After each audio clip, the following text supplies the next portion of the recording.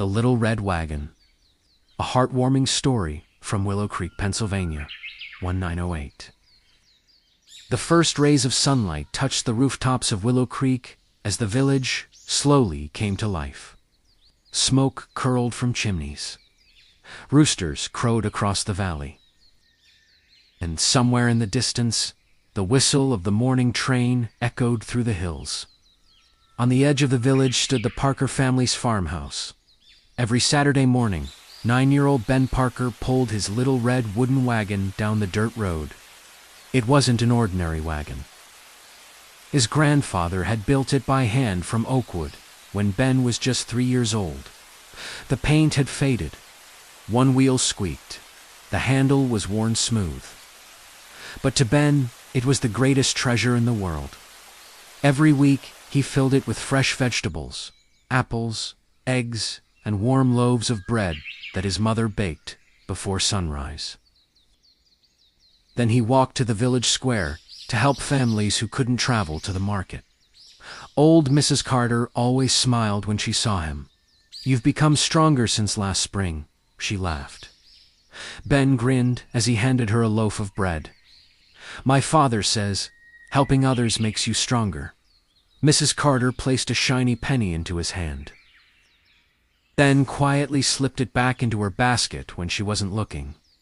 He knew she needed it more than he did.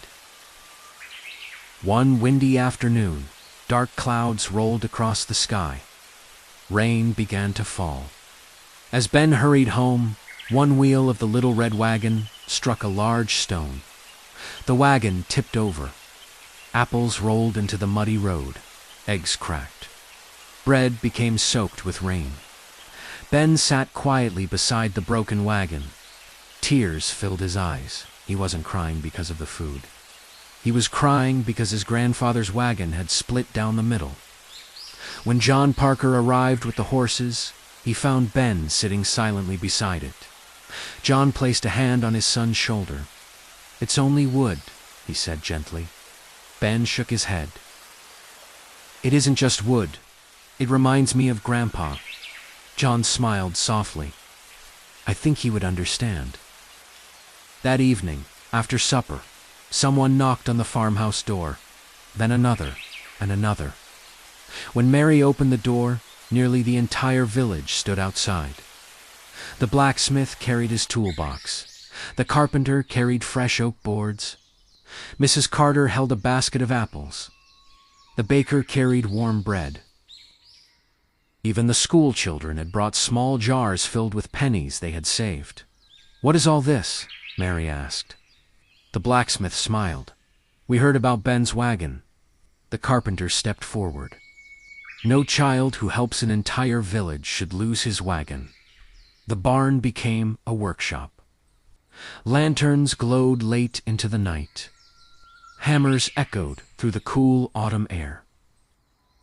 The children sanded the wood. The blacksmith repaired the iron wheels. The carpenter carved a brand new handle. And Mary painted it the brightest shade of red anyone had ever seen. By sunrise, the little wagon stood outside the barn, stronger than before. Ben could hardly believe his eyes. "It's beautiful," he whispered. Grandfather Samuel smiled from the porch. "You see, Ben, a kind heart never pulls its load alone." Years passed. Ben grew into a young man. The Little Red Wagon became too small for farm work, but he never threw it away. Instead, he placed it beneath the old maple tree beside the farmhouse. Children who visited Willow Creek loved to play with it. And every time they asked why such an old wagon was kept so carefully, Ben would tell them the story of the rainy afternoon when an entire village came together to repair more than a broken wagon.